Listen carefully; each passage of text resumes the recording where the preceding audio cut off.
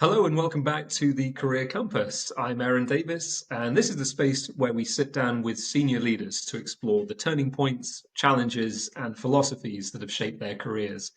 Think of it as a fireside chat, candid, informal, and hopefully full of those nuggets of wisdom which you can carry into your own journey. Today, I'm delighted to be joined by Richard Trinder. Richard has had a remarkable career spanning more than 2 decades in global technology and media. He spent 15 years at Google, leading major businesses across Europe, Canada, and Latin America after earlier roles at Microsoft and Xerox. These days, he's chairman at Rivertech, managing director at New Digital Intelligence, and an active mentor and advisor to fast growth startups with a particular passion for AI and the future of business. What stands out about Richard isn't just his CV, though, it's his reputation as a people first leader. He's known for building inclusive, high performing teams and for developing talent in a way that leaves a real legacy. So, today we're going to talk about that journey, what shaped him as a leader, what he's learned from scaling teams across continents, and what advice he has for executives at their own career crossroads. Richard, thank you so much for joining me. It's great to finally have you on the Career Compass. Great to be here, Aaron. Thanks so much for inviting me. Real pleasure, real pleasure. And you're looking very well today. It's for a Monday morning. It's a Thank very you. good That start, I must be would the say. clever lighting I've got going on here. It must be. It's all about the special effects, I think. So let's perhaps get right into it, Richard. Your career has taken you from Xerox and Microsoft to more than 15 years at Google and now, of course, leading AI ventures. So if we were looking back, what would you say were the key moments or decisions early on that really set the direction of your journey? It's a great question. I've been thinking about it, and it takes me back to when I was very green, just coming out of university and thinking about what I wanted to do. And I was one of those people that didn't have a clue what they wanted to do. I hadn't got that vocational drive, as it were, and I was looking for different things. But what I did understand about myself was that after very impoverished student years, I wanted to earn money and I wanted to be able to enjoy the good things in life. So that led me quite quickly to sales of some sort.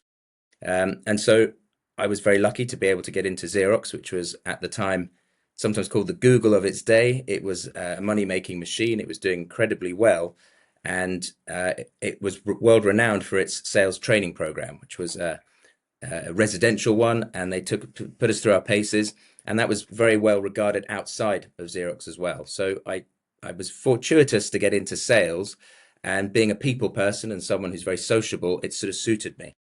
The second thing that sort of happened in those early days of Xerox that has set me on the path that I'm now on is that the document company, as Xerox was called back then, rebranded back in around the late 90s as the digital document company. And that word digital has followed me around ever since. Absolutely, absolutely. So it wasn't the intention to necessarily go into sales. It was more a case of trying to make money, to progress, to put your people skills to better use. And as you say, landing in Xerox it probably wouldn't have been a better place to be in the late 90s, given the reputation of the sales training. No, exactly. Well, it was an amazing place to be. I had a lot of fun there, made friends I'm still in touch with today. So in that case, I was very lucky. But yes, it was that internal reflection that I looked at things like accountancy and even law and realized that they were both too dry for me. I thrive more off the people interaction. And so that's where I started. Absolutely, absolutely. And then if we think fast forwarding a few years, scaling across borders, if I look at your career trajectory, you can look back and say you've led teams across Europe, Canada, Mexico, and beyond, often in very different cultural and commercial contexts along the way. So, what would you say you've learned about leading people and scaling businesses across international markets? What have been the key lessons from that journey? Well, I've always tried to understand and get to know the people in my teams, and really have an individual connection with them. So for me, it's always been about the knowing the person individually, what's going on beyond the work environment, as much as possible, without being too prying or over getting into people's personal lives, but knowing the full person as much as you can. And my philosophy has always been, without getting going overboard, to really love your people. In the sense of you're there to serve them. You're there to get you're privileged as a manager or a leader of people to be able to do things that maybe they can't do, and do things for them. So if you take that attitude, I think you develop teams that are much more bonded and people are much more loyal, and believe that you've got their back and are willing to go through walls for you just as you'll go through walls for them. And it's that Mm. kind of mindset that I've tried to bring to the teams I've led. In terms of the different cultures, it's incredibly important to understand the culture and the country you're in. And I've been fortunate to work in different countries. If you understand the language and culture go together, and that's pretty vital to really understanding what you're dealing with. And if you don't understand the cultural dynamics, then across borders, then you very quickly get into problems, communication problems, motivation problems. So that it's absolutely fundamental to leading teams across borders. And it's understanding that patchwork quilt of cultural nuances and how business is conducted in different climates, different territories, isn't it? That's a huge part of it. And I think you raised a very interesting point about people running through metaphorical walls for you. You see this playing out in sport context as well. You know, people are so motivated by the right style of, man management, person management in this particular case. I think the third point that was quite interesting was picking up the languages, and I'm not necessarily great at it, but I've always had a penchant and an interest in learning languages, or at least trying to find those subtle ways to communicate. So, in your own case, I believe you're pretty strong at Spanish, maybe some French as well. Have you held them up or? Yeah, I'm lucky to speak French, which I think helped my Spanish. When I first ended up in Mexico, my Spanish wasn't at the level it needed to be at. I think I thought it was better than it was. I didn't realize how different some of the expressions are in Mexico or the rest of Latin America. Sometimes didn't quite understand the accent differences.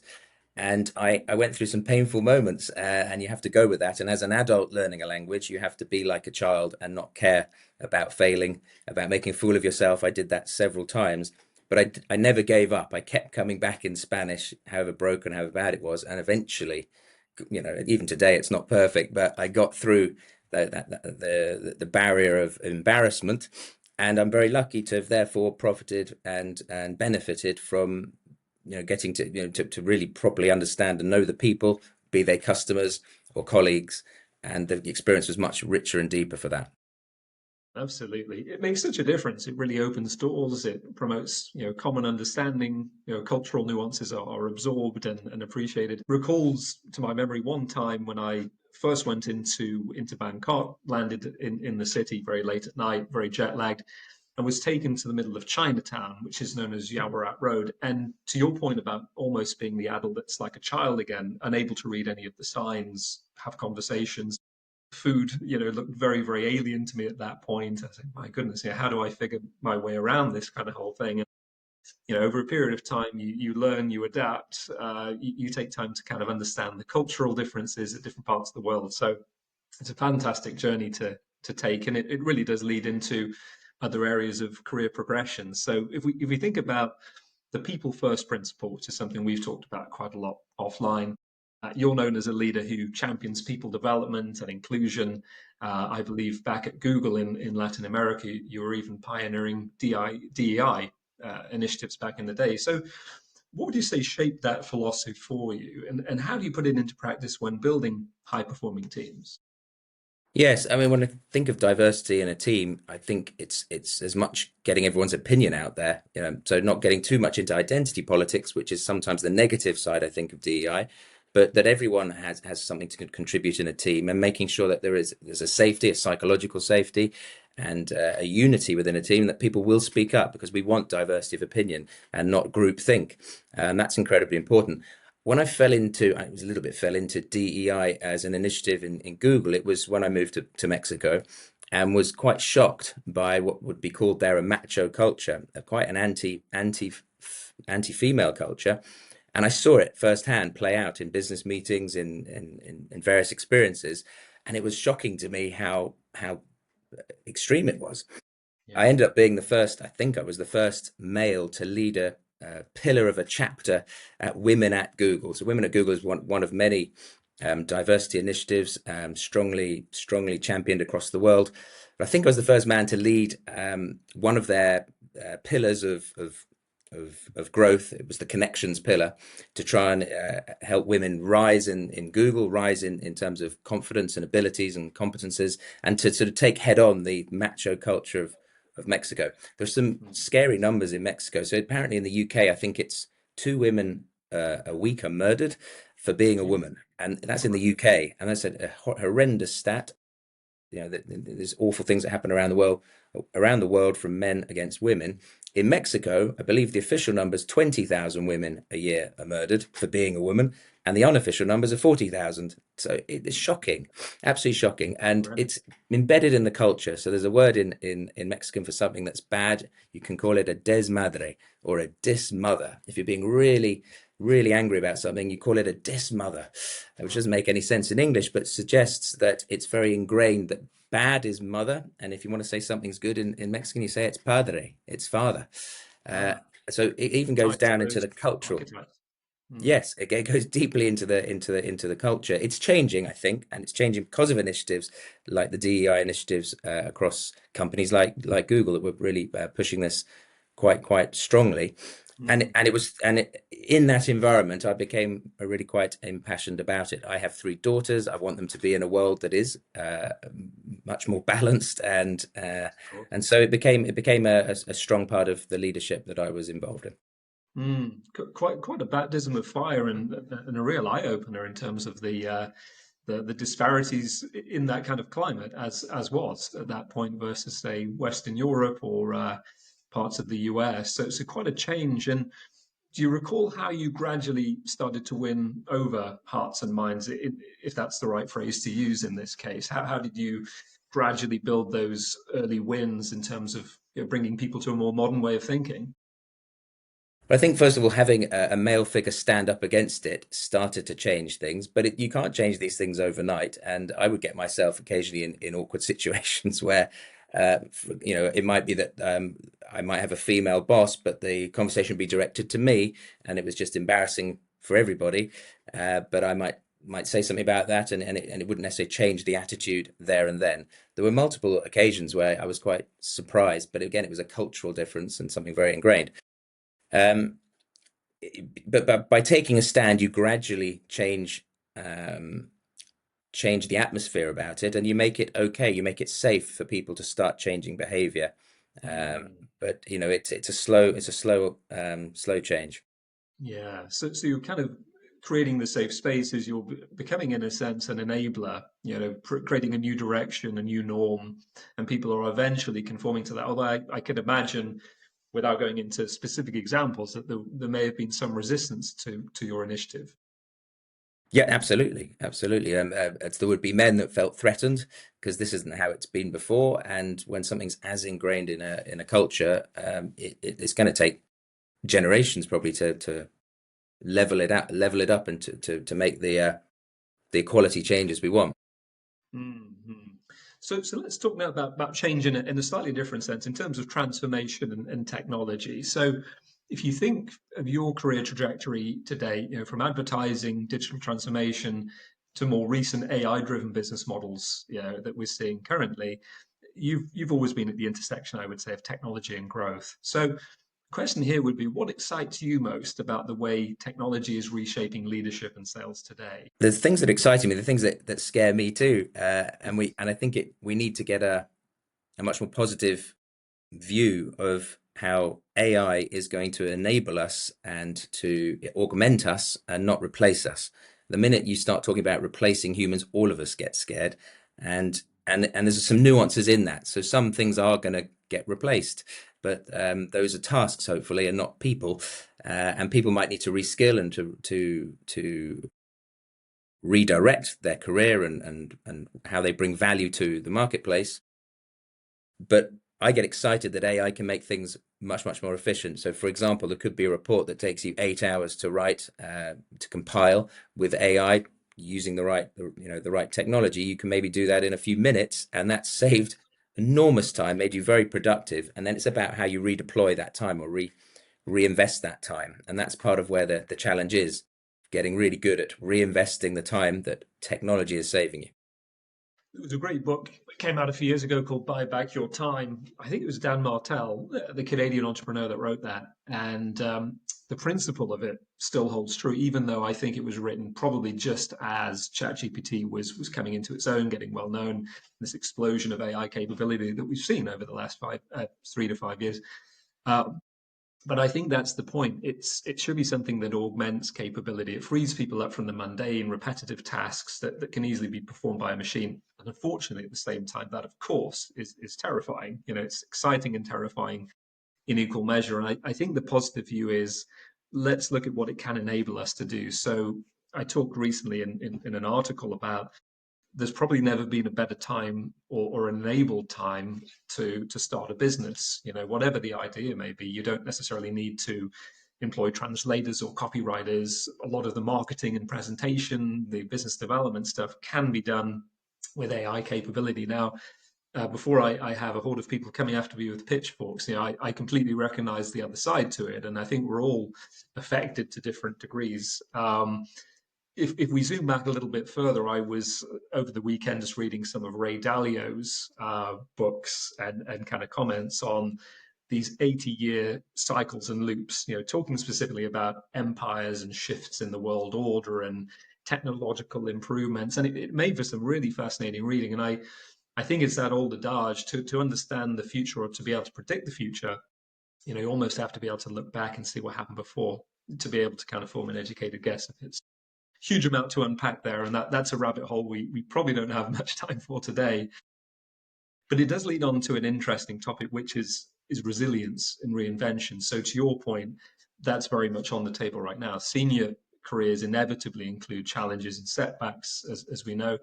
So what's one moment of difficulty that ultimately taught you the most about resilience, or perhaps forced you to reinvent yourself as a leader? Yeah, I mean, resilience is absolutely vital to all of us as humans, I think, in terms of our life journey and as well as in careers. I think one of the hardest times for me has been leaving Google, which is it's just an amazing company. It's a piece of history to be part of, and still doing amazing things in the world. I went through a 15-year cycle with a company that was quite entrepreneurial at the start, is much more corporate now, probably more corporate than it wants to be, but doing amazing things and incredibly relevant to the world today and to the AI revolution going on. But it's quite hard to after all those wonderful benefits and some of the probably safety nets at Google, where you had your day planned out to an extent, and it was an awful lot of resources that you benefited from in terms of training, etc., etc. To go out of that world into the worlds I've been in, which is the startup world, which is incredibly fast and furious, a lot of companies going bust and going out of business, and navigating that, and then in the investment world, which has also had its challenges, particularly in the last couple of years with the economic crises in the world. Those are very different worlds, and therefore resilience and bouncing back and being able to not too far off your sort of not get your confidence knocked too badly is part of what you need, I think, to survive and thrive in that kind of world. Mm.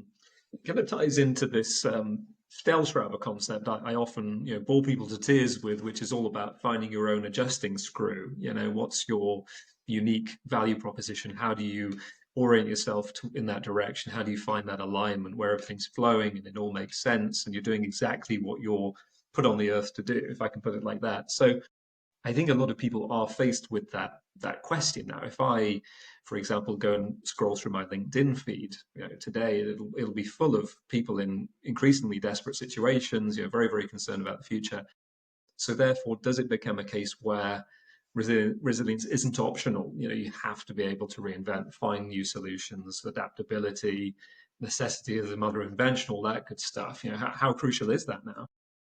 Yeah, incredibly crucial. I would make a distinction between resilience and reinvention. They might be part of the same thing, but they're two of the things you really learn when you go abroad, and that in itself is a challenging experience when you leave behind your base, whether it's your friends and family, a country and the sort of systems and customs. If there's two things you do develop in ways, both in professional and personal life, in ways that you probably don't appreciate at the time, it's resilience, the ability to withstand challenges, and adaptability or reinvention. The realization that the skill set you have now, the set of competencies are not enough. You're going to have to pick up some new ones, some new knowledge, some new skills, and you realize how important those two things are. And I think you learn those if they're skills, you learn the importance of reinvention, and that is exactly the kind of environment we're in now with AI. So as the benefits of AI are also the disadvantages in the sense that it's so easy to create content, so easy to get certain tasks done when you prompt the LLMs the right way, that you then have to work out, well, what is my value add? Yeah. Or what is my moat? So if you've got a startup, a business that you're trying to get out there in the world, the barriers to entry of your competitors have come down massively as well. So what's your moat? What's your defense against being copied and being knocked out of business? It's got much Mm, harder, not impossible, but much, much harder. So it mm, forces us to be introspective, to really think about what is it both that we love, looking for that internal compass and ikigai, sometimes referred to, the sort of what is the perfect center of what we are uniquely gifted at, uniquely good at, and uniquely love doing, and try and bring that into some kind of value proposition to the world. It mm, really forces us to do that. One thing when reflecting on resilience is often, whatever's gone on in your life is taking stock and realizing, well, you got through it. So whatever it was, mm, it could be grief, it could be some kind of trauma. If you're still mm. standing today, you've got resilience. You found a way through that. And sometimes I think we don't realize how resilient we are.